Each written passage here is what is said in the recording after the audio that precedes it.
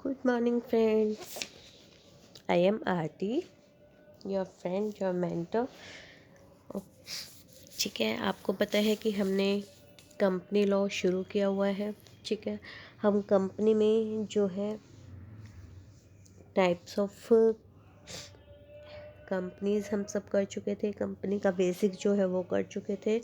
उसके बाद जो हम कर रहे थे वो कर रहे थे उसकी फॉर्मेशन एक तरीके से। ठीक है, उसमें जो नेक्स्ट स्टेप हमारे पास था, हमने प्रमोटर्स फॉर्मेशन ये हम कर चुके थे। उसके बाद जो नेक्स्ट स्टेप है वो क्या है आपके पास, वो आपके पास है incorporation of the company. Company का इनकॉर्पोरेशन अब ठीक है कैसे होगा।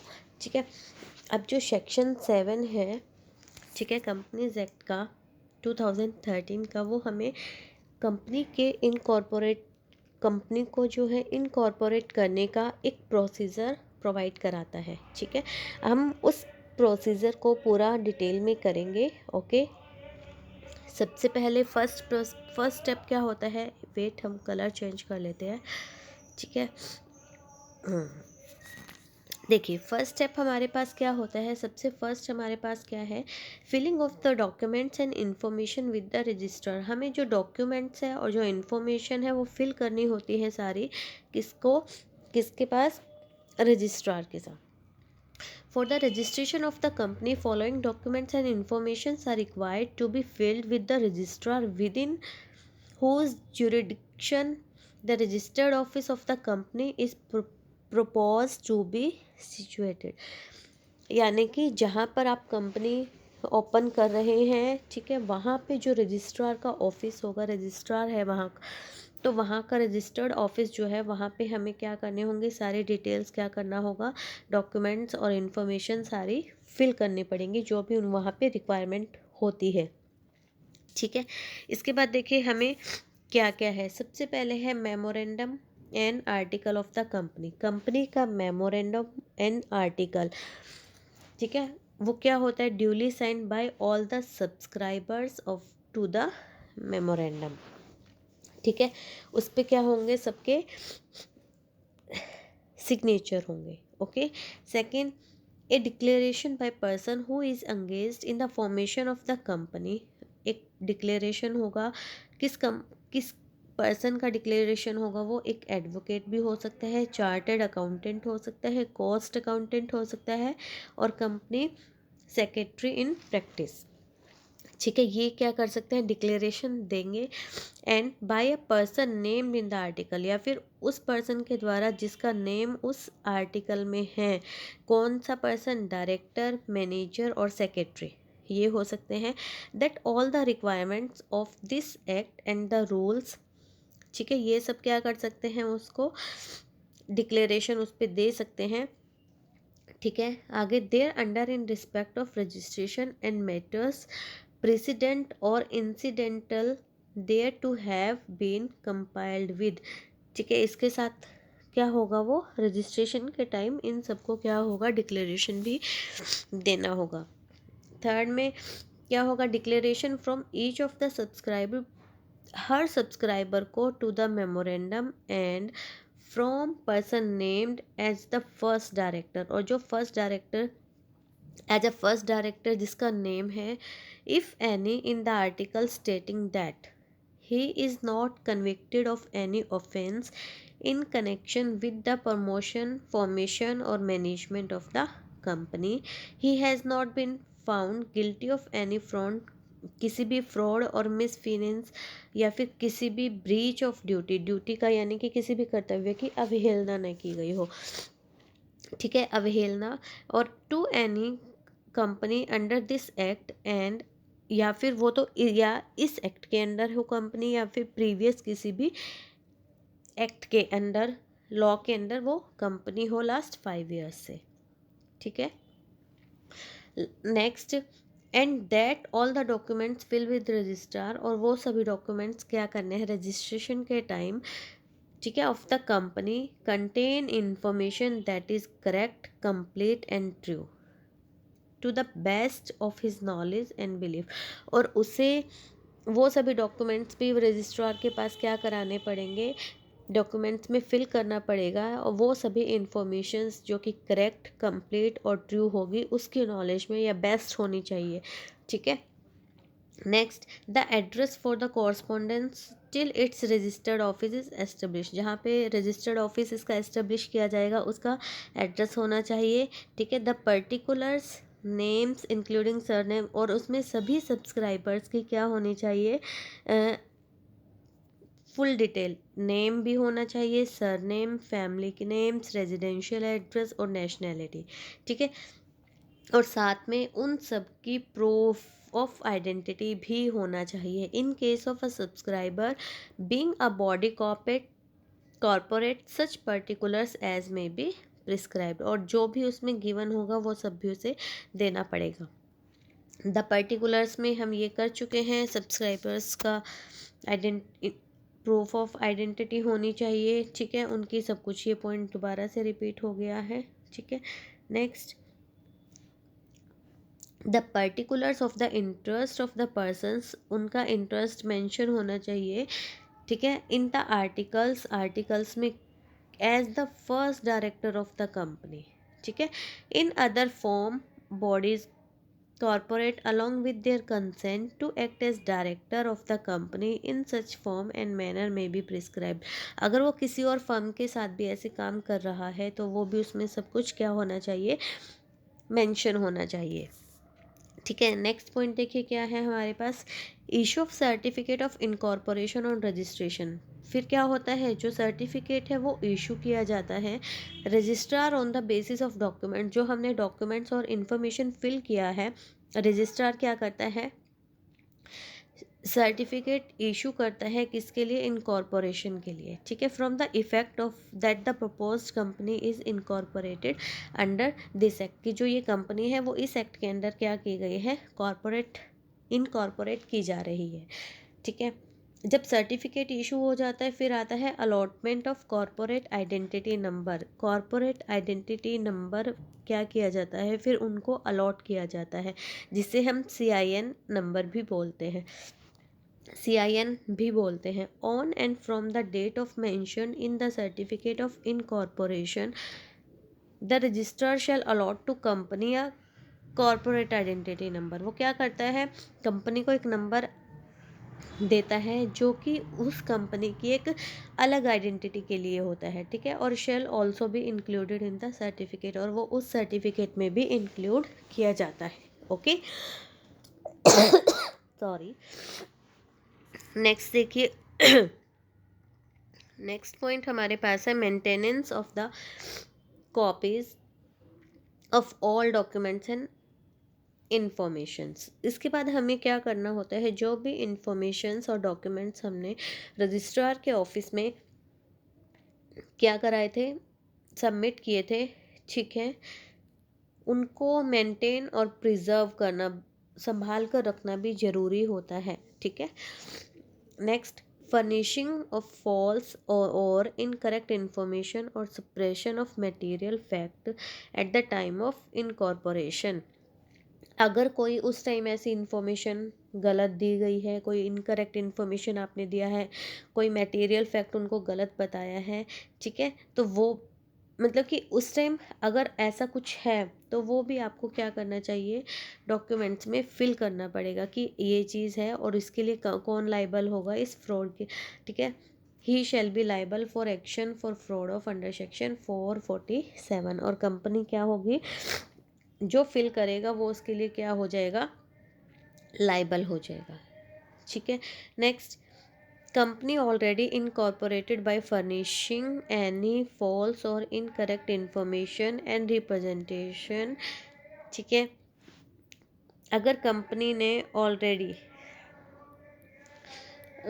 ऑलरेडी इनकॉर्पोरेटेड, अगर कंपनी किस पहले ही किसी झूठ पर या फिर कोई इनकरेक्ट इन्फॉर्मेशन या फिर कोई सप्रेशन ऑफ मटेरियल फैक्ट ऐसा कुछ शो होता है, तो where at any time after the incorporation of company it is proved, अगर वो कंपनी के इनकॉर्पोरेशन के बाद किसी भी टाइम प्रूव हो जाता है, ठीक है, कि ये कंपनी किसी झूठी इन्फॉर्मेशन और इन सब में, ठीक है, इंक्लूड है, तो क्या होएगा, the promoters and the person name at the first director of company. तो जो रजिस्टर के टाइम उन उसमें प्रमोटर्स और जो फर्स्ट डायरेक्टर के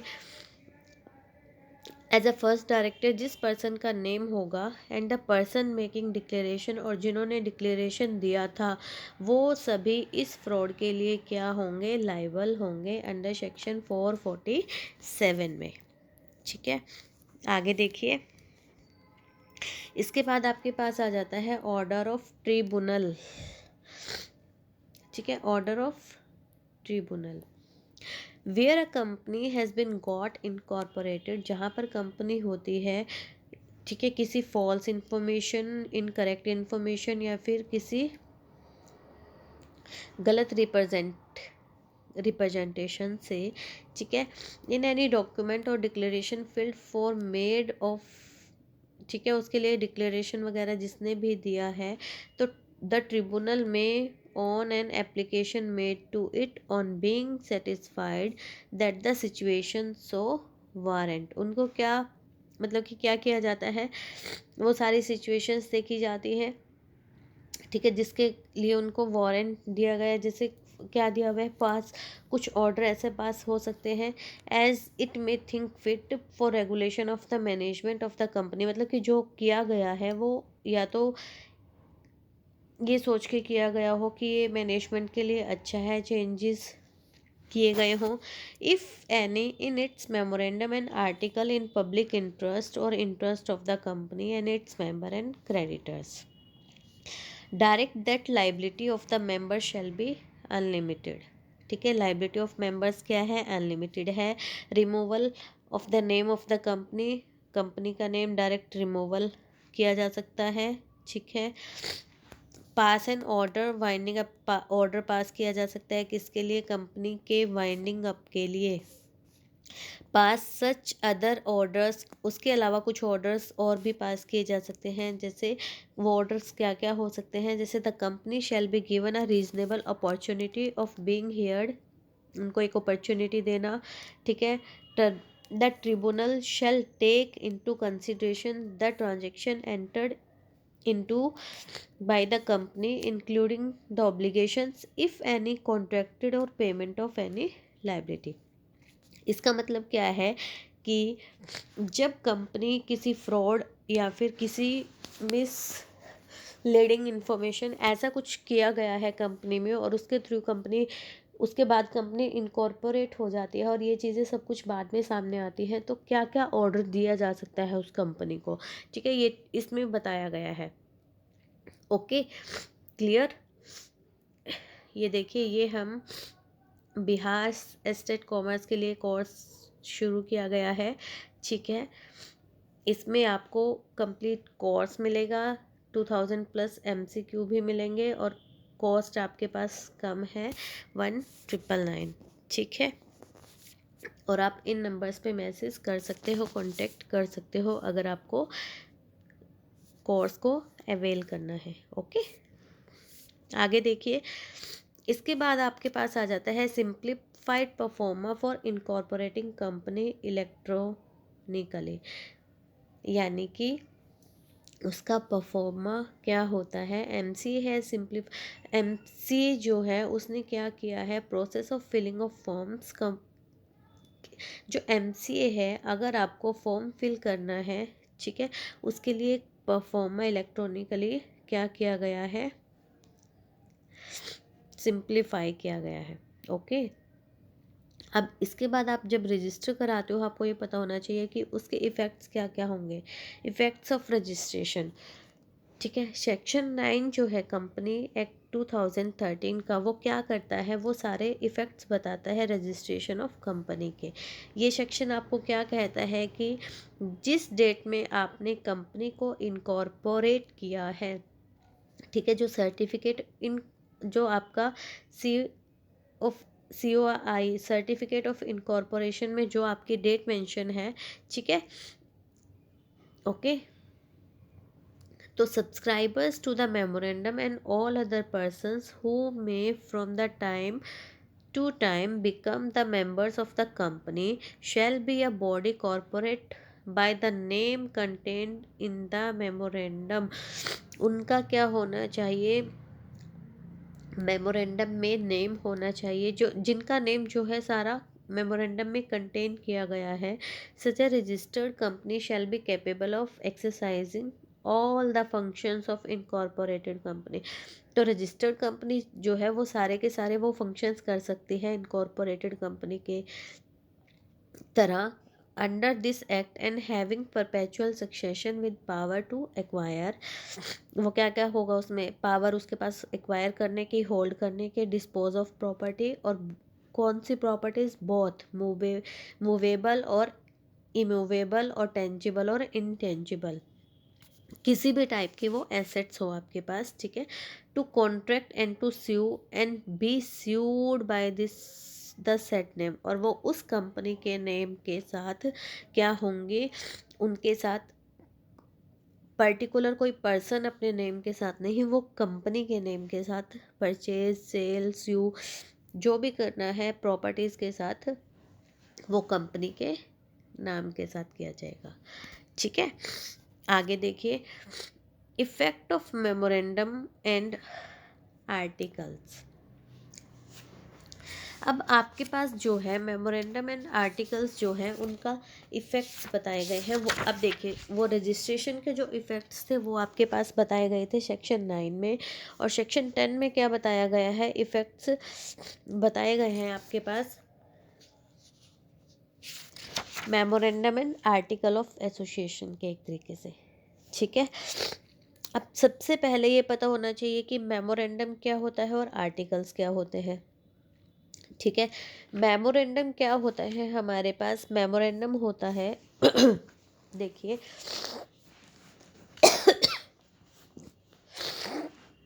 sorry wait,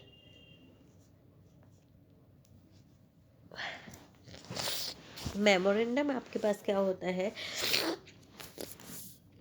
memorandum and articles. Memorandum हमारे पास ये होता है, ये एक ऐसा क्या है, डॉक्यूमेंट होता है, बेसिक डॉक्यूमेंट, ठीक है, जिसमें, ठीक है, जिसमें सभी कंडीशंस गिवन होती हैं, जिसके बेस पर कंपनी को क्या किया गया है, इनकॉर्पोरेट किया गया है। क्या हुआ मेमोरेंडम, मेमोरेंडम आपके पास एक बिल्कुल बेसिक सा डॉक्यूमेंट है जिसमें कंपनी की सभी कंडीशंस को दिया जाता है जब कंपनी इनकॉर्पोरेट की जाती है, ठीक है। जैसे कंपनी का नेम क्या होगा, कंपनी के ऑब्जेक्टिव्स क्या है, कंपनी की सिचुएशन यानी कि प्लेस क्या है, उसकी लाइबिलिटी क्या होगी, कैपिटल कितनी होगी, और किस किस के उस पर सिग्नेचर या सब्सक्रिप्शन कौन कौन कौन लेगा, ये सारी डिटेल्स किस में दी जाती है आपके पास, ये आपकी जो होती है ये आपके पास दी जाती है मेमोरेंडम ऑफ, ठीक है। मेमोरेंडम में एक आपके पास आ जाता है आर्टिकल्स ऑफ एसोसिएशन। आर्टिकल में क्या होता है, आर्टिकल एक ऐसा डॉक्यूमेंट्स होता है जिसमें कंपनी के इंटरनल मैनेजमेंट्स के सभी रूल्स, ठीक है, लिखे होते हैं जो आपको अचीव करने हैं, ठीक है, जो आपको हेल्प करते हैं उन ऑब्जेक्टिव्स को अचीव करने के लिए जो आपने मेमोरेंडम ऑफ एसोसिएशन में दिए थे, ठीक है। एक तरीके से जो एसोसिएशन आर्टिकल ऑफ एसोसिएशन है वो आपके लिए रूल्स की बुक है, जो रूल्स इंटरनल मैनेजमेंट ने बनाए हैं, ठीक है। और जो मेमोरेंडम ऑफ एसोसिएशन है वो आपका बेसिक डॉक्यूमेंट है जिसमें आपकी कंपनी की पूरी नॉलेज गिवन होती है, ठीक है। अब देखिए क्या है, where the memorandum and articles when registered shall bind the company and the members thereof the to the same extent as if they respectively had been signed by the company and by each member, and an agreement to observe all the provisions of the memorandum and of the articles, ठीक है। सभी members के क्या होंगे, sign होंगे, और सभी क्या होंगे उस पर, each member an agreement to observe all the provisions, और सारा जो एग्रीमेंट्स हैं वो क्या होंगे, ऑब्जर्व किए करेगा सभी प्रोविजंस को जो मेमोरेंडम और आर्टिकल्स में है, ठीक है। ओके। आगे all moneys payable by any member of the company under the memorandum and article shall be अडेप्ट due from him to the company. ठीक है, ये है आपके पास इफेक्ट्स ऑफ मेमोरेंडम। ठीक है, डिटेल में भी हम करेंगे मेमोरेंडम। और उसे इसके बाद आपके पास आ जाता है, देखिए क्या है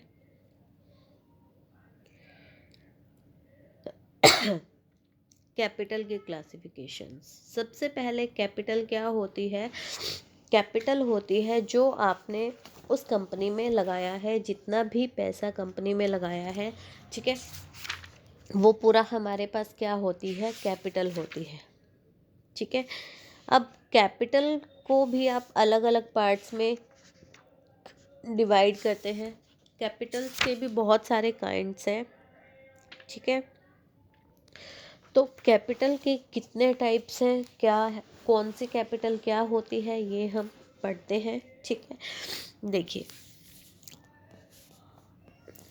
अब क्या दिया हुआ है आपके पास, in relation to a company limited by shares. जो कंपनी लिमिटेड बाय शेयर्स होती है, the word capital means share capital. वहाँ पे जो कैपिटल का मतलब होता है वो क्या होता है? शेयर, क्योंकि वो शेयर से लिमिटेड है, शेयर के अकॉर्डिंग चलती है, तो शेयर कैपिटल वहाँ पर हम लेकर चलते हैं।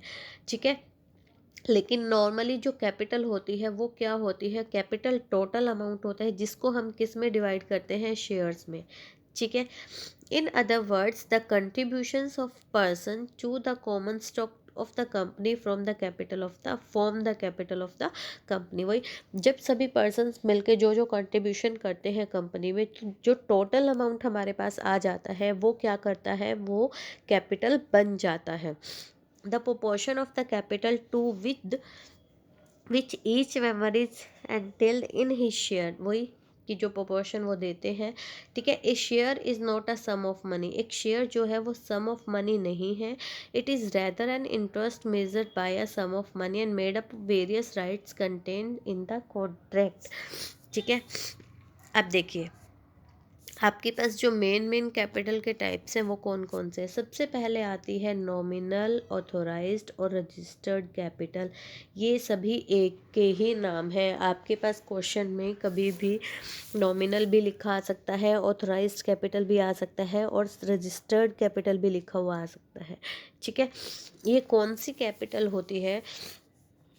ये वो मैक्सिमम अमाउंट ऑफ कैपिटल होता है जो आपने मेमोरेंडम ऑफ कंपनी में ऑथोराइज किया था। ठीक है, कि हम मैक्सिमम इस अमाउंट तक की कैपिटल जो है वो ऑथोराइज करते हैं। It is the sum stated in the memorandum of the capital. ठीक है, कंपनी के मेमोरेंडम में एज अ कैपिटल ये अमाउंट गिवन होता है कि मैक्सिमम अमाउंट हमारा इतना होगा शेयर्स को इशू करने से। ये क्या थी हमारी? नॉमिनल कैपिटल, रजिस्टर्ड कैपिटल और ऑथोराइज्ड कैपिटल। सेकंड आपके पास आता है इशूड कैपिटल। ये सेक्शन 2 अंडर सेक्शन 50 में आपके पास बताया गया है। जो इशूड कैपिटल होती है, इशूड कैपिटल वो कैपिटल होती है जब कंपनी इशू करती है शेयर्स को, यानी कि कंपनी कितने वैल्यू तक के शेयर्स को क्या करेगी? इशू करेगी टाइम टू टाइम। देखिए क्या दिया हुआ है, which means such capital as the company issues from time to time from subscription.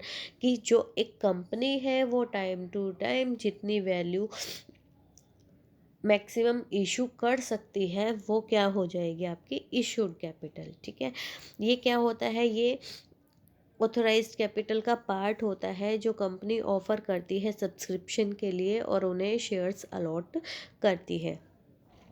ठीक है, ये देखिए schedule 3 to the companies act 2013 makes it obligatory for the company to disclose its issued capital in the balance sheet. वो balance sheet में, ठीक है, obligate करती है उसको इशूड कैपिटल को डिस्क्लोज करने के लिए। इशूड के बाद आपके पास आ जाती है थर्ड नंबर पे subscribed capital. Section 2 under section 86 क्या कहता है? सब्सक्राइब कैपिटल वो होती है जितनी कैपिटल मेंबर्स के द्वारा सब्सक्राइब की गई है, यानी कि जितने, नॉर्मल लैंग्वेज में हम क्या कहेंगे, जितने शेयर्स आपके पब्लिक ने लिए हैं। ठीक है, देखिए क्या गिवन है, subscribe capital as such part of the capital which is for the time being subscribe by the members of the company और nominal amount of the shares taken up by the public, यानी कि जितने shares public ने लिए हैं। Where any notice, जब आप कोई नोटिस देते हो, एडवर्टीजमेंट करते हो या फिर कोई ऑफिशियल कम्युनिकेशन करते हो, और एनी बिजनेस लेटर, ठीक है, bill head letter paper of a company states, वही दिया हुआ है सब कुछ, ठीक है। और जैसे देखिए क्या दिया हुआ है आगे,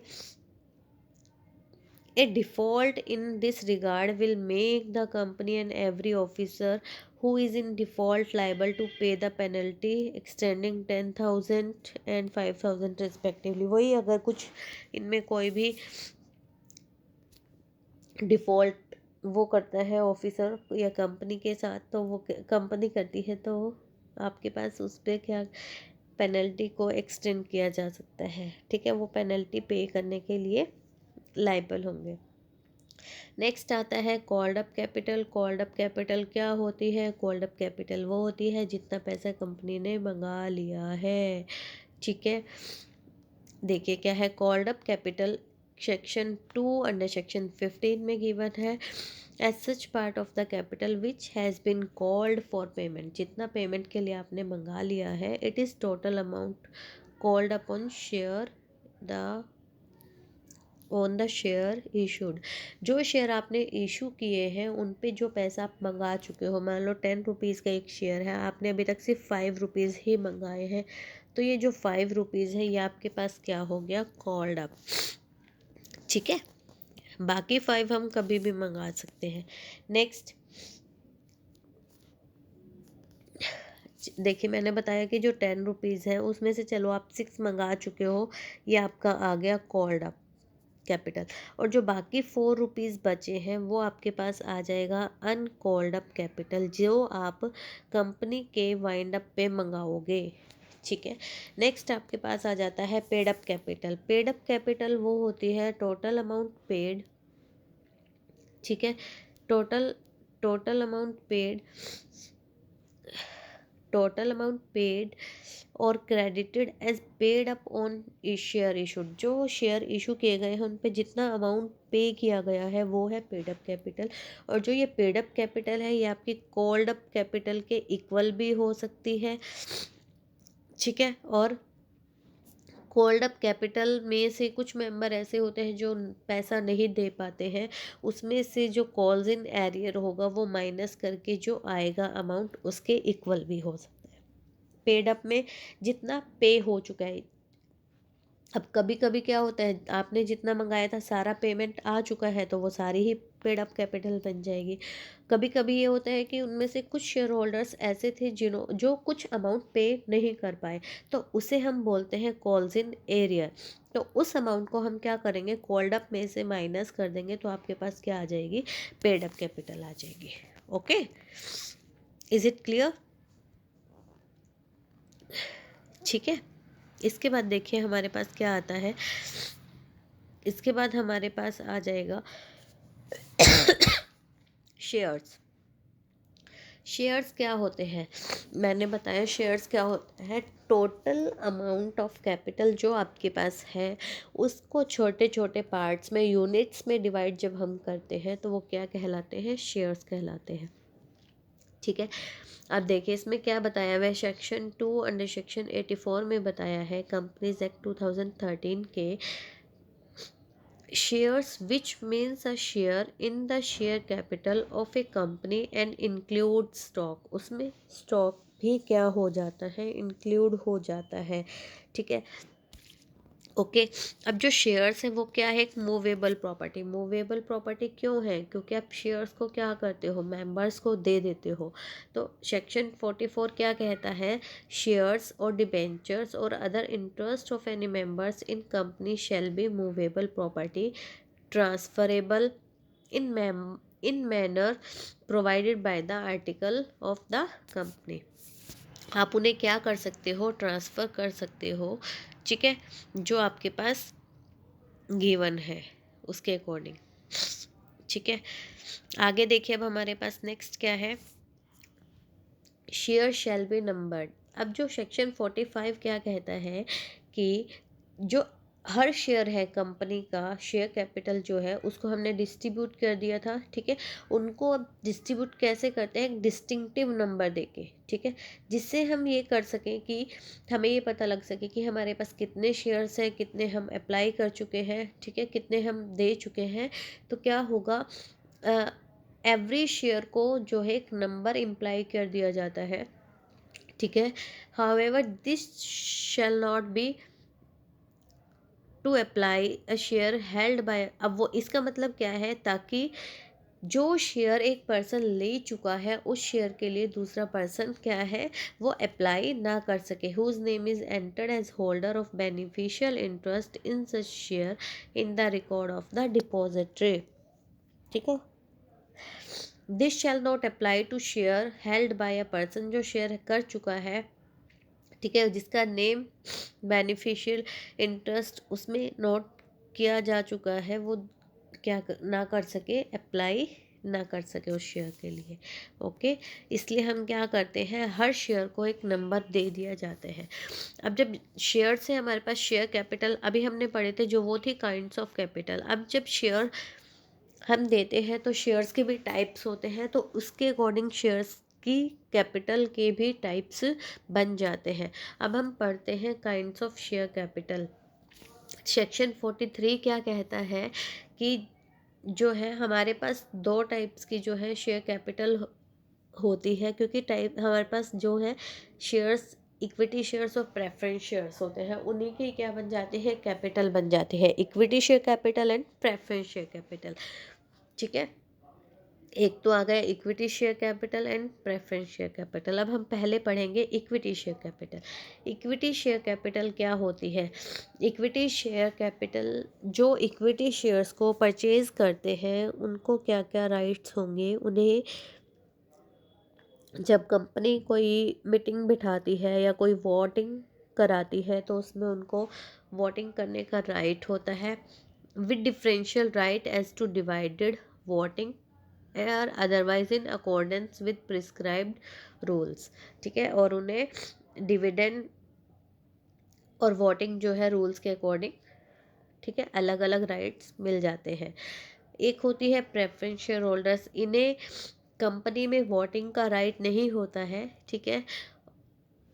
देखिए क्या, this act shall not affect the rights of the preference share holders, और जो ये हमारे पास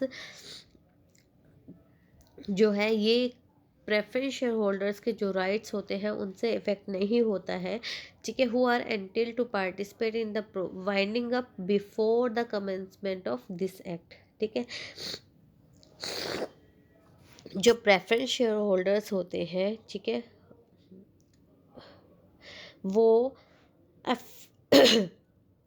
उन शेयर होल्डर्स के जो राइट्स हैं उनको ये एक्ट अफेक्ट नहीं करता है, शेयर, ठीक है, जो कंपनी के वाइंडिंग अप और before the commencement of this act, जो इससे पहले कंपनी के वाइंडिंग अप के बाद और कमेंसमेंट से पहले जो भी एक्ट था। अब जो प्रेफरेंस शेयर होल्डर्स होते हैं, प्रेफरेंस जैसा कि आपको नाम से ही पता चल रहा है, उन्हें हर चीज़ में प्रेफरेंस दी जाती है, ओनली वोटिंग को छोड़कर। जब कंपनी डिविडेंड पे करती है तो पहले उनको जितना डिविडेंड उनको फिक्स किया गया है उनको देना ही देना पड़ेगा, कंपनी उसे छोड़ नहीं सकती है, ना उसका इंटरेस्ट रेट कम कर सकती है सॉरी डिविडेंड का, ठीक है। लेकिन इक्विटी शेयर होल्डर्स का ये होता है, पहले प्रेफरेंस को देने के बाद अगर कंपनी के पास पैसा बचता है तो वो इक्विटी शेयर होल्डर्स को दे सकती है, अगर नहीं बचता है तो नहीं देगी, ठीक है। अब जो है सेक्शन 43 क्या एक्सप्लेन कर रहा है, इक्विटी शेयर कैपिटल के बारे में और प्रेफरेंस शेयर कैपिटल के बारे में। इक्विटी शेयर कैपिटल के बारे में वो कहता है कि with reference to any company limited by shares means all share capital which is not preference share capital, ठीक है। सारी कैपिटल जो है वो इक्विटी होगी जो कि प्रेफरेंस नहीं है, ठीक है।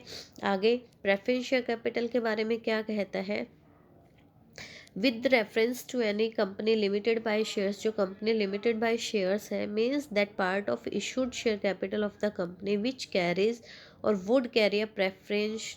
अब इसका मतलब क्या है कि प्रेफरेंस शेयर कैपिटल वो है जिनको ये राइट्स होंगे payment of dividend either as a fixed amount और an amount calculated at the fixed rate.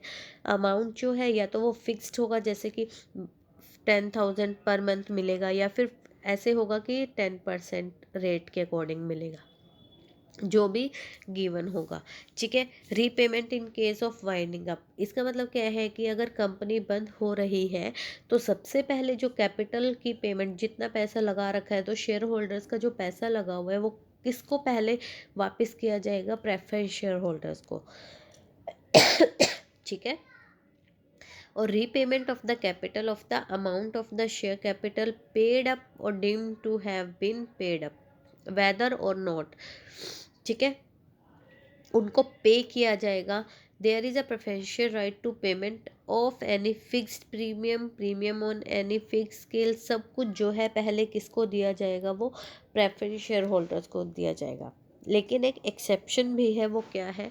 Private company के केस में section 43 shall not be apply where memorandum or article of association of the private company so provide। ठीक है। जहाँ पे private company का है वहाँ पर ये एक्सेप्शन होगी। ठीक है। ये आपका हो गया काइंड्स ऑफ कैपिटल हमने किया है आज। काइंड्स ऑफ शेयर कैपिटल हम कर चुके हैं, इनकॉर्पोरेशन कर चुके हैं। ठीक है।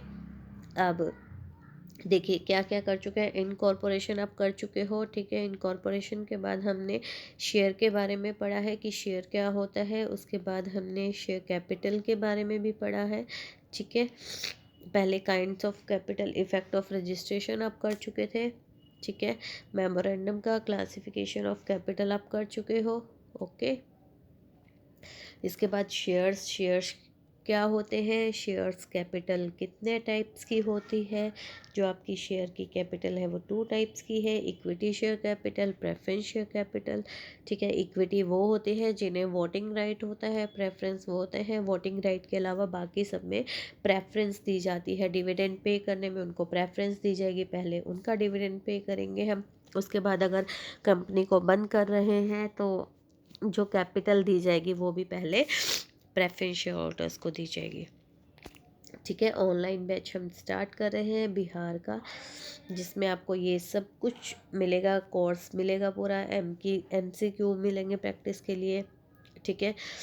प्रीवियस पेपर भी प्रैक्टिस के लिए क्वेश्चंस मिलेंगे। ठीक है। NCERT सिलेबस के अकॉर्डिंग हम कवर कराएंगे और कॉस्ट आप चेक खुद ही कर सकते हो। ओके। ठीक है। आज के लिए इतना ही। ठीक है। ओके। Thank you.